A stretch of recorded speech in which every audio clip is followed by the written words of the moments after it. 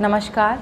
PCOS यानी polycystic ovarian syndrome जो reproductive age group की महिलाओं में होने वाली एक कॉमन हार्मोनल प्रॉब्लम है। देखिए, PCOS में कोई एक सिंगल प्रॉब्लम नहीं होती है जिसको आप पॉइंट आउट करके ट्रीट कर सकते हो, बल्कि इसमें बहुत सारे इश्यूज़ का एक कॉम्बिनेशन होता है जो टाइम के साथ साथ आपके शरीर में बढ़ते जाते हैं और आगे जाकर इनफर्टिलिटी जैसी समस्याएं कॉज कर सकते हैं।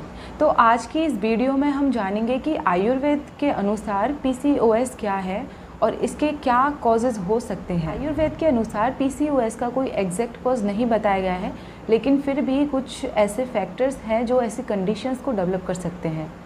जैसे पहला है जेनेटिक।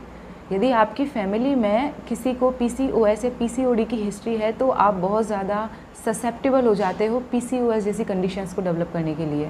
दूसरा है इंसुलिन रेजिस्टेंस। तो इंसुलिन रेजिस्टेंस भी PCOS के साथ जुड़ा हुआ है। तो इंसुलिन हमारे शरीर का एक ऐसा हार्मोन है जो हमारे ब्लड शुगर को रेगुलेट करता है। तो यदि हमारी बॉडी इंसुलिन के इफ़ेक्ट के लिए रजिस्ट हो जाती है तो ये आगे जाकर हार्मोनल इम्बैलेंस कॉज कर सकती है। तीसरा है ओबेसिटी।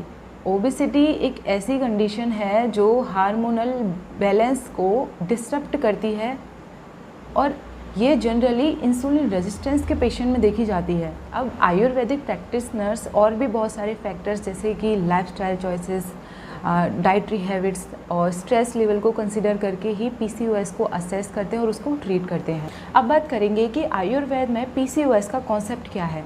फीमेल के ओवेरियन साइकिल में बात दोष फॉलिक्यूलर मूवमेंट के लिए रिस्पॉन्सिबल होता है।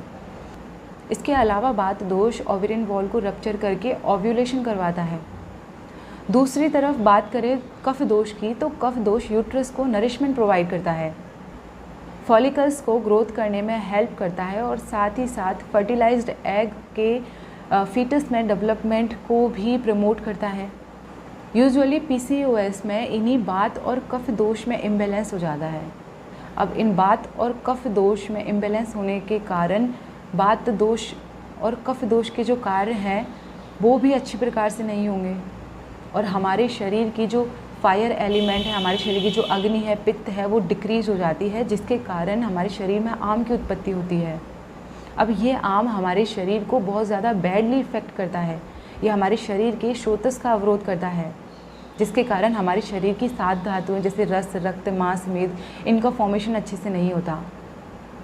अब हमारे शरीर की जो आर्तव है, यानी कि जिसको हम मेंस्ट्रुअल ब्लड भी बोल सकते हैं, ओवम बोल सकते हैं, फॉलिकल्स बोल सकते हैं, ये रस धातु की डिपेंडेंट होती है। अब यदि रस धातु का फॉर्मेशन अच्छे से नहीं होता है तो आर्तव का भी फॉर्मेशन अच्छे से नहीं होता है और आपको मासिक धर्म में अनियमितताएं दिखाई देती हैं। इसके अलावा यदि हमारे शरीर में अग्नि कम हो जाती है तो हमारे शरीर में डाइजेशन भी अच्छी प्रकार से नहीं होता, तो इंडाइजेशन जैसी समस्याएं भी हमको देखने को मिलती हैं। इसके अलावा जब हमारे शरीर में आम का फॉर्मेशन होता है तो हमारे शरीर में बहुत ज़्यादा टॉक्सिन्स इकट्ठा हो जाते हैं।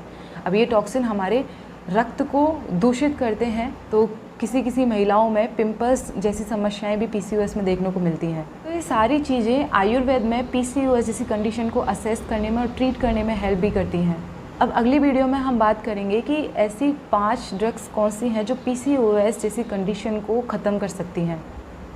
तो यदि आपको ये वीडियो पसंद आई हो तो आप मेरे चैनल को सब्सक्राइब करें, लाइक करें, कमेंट करें और शेयर करें। Thank you for watching.